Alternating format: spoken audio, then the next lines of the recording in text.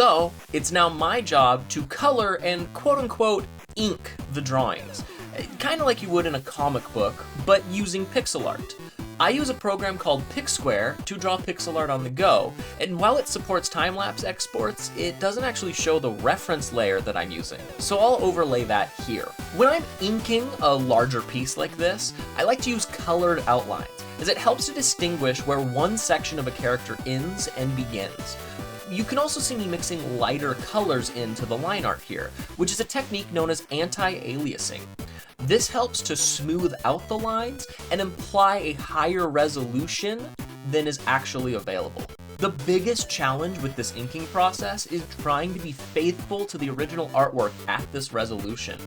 Sometimes I have to exaggerate certain lines or curves, and sometimes details get lost due to the resolution.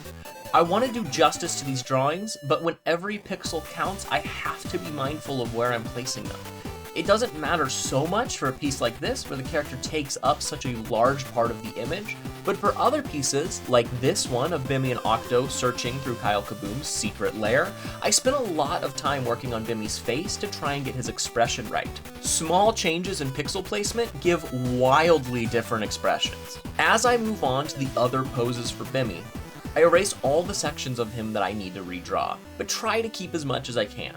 We're on a tight budget here, so any way I can save time without detracting from the quality of the art helps. If you're wondering about Bimmy's odd hair color, it's a result of the limited tools we originally concepted him in. The software we used to draw the original concept art was made mostly for business meetings, and so had a limited color palette.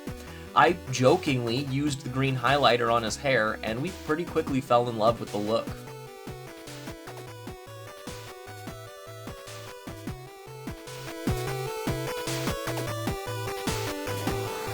At the end here, I start fleshing out the interior of Bimmy's ship, adding a few screens and a ledge of some kind on the left here.